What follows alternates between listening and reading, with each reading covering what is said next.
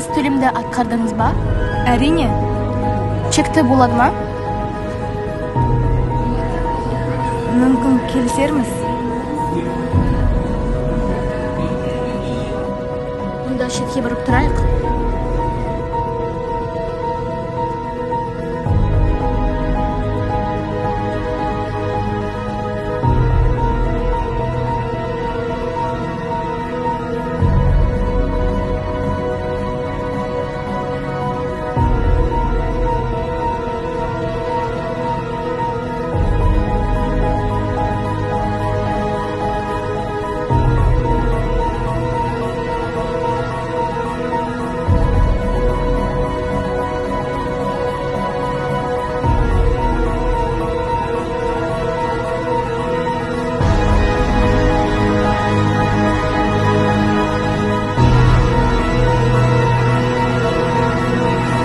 Сыбайлас жемқорлықпен күресу Қазақстанның бүгінгі күнгі күрделі мәселесі болып отыр.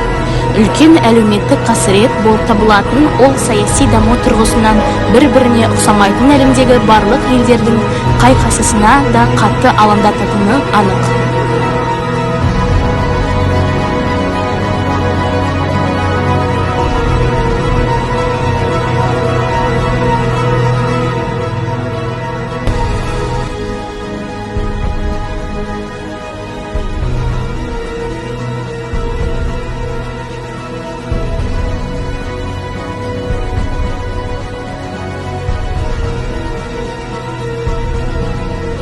Пара жауапты тұлғаларға берілетін ақша немесе материалды құндылықтар. Бұндай іс заңмен қуғындалады. Жемқорлық заңсыз пайда табу, пара алу, ұрлау және мафиялық құрылымдармен байланысу. Бұл қылмыстардың соңы жазаға әкеліп соғады. Бір рет пара беріп, сіз қылмысқа барасыз. Бұның қажеті бар ма? Сені күнде кешке үйде күтеді ғой.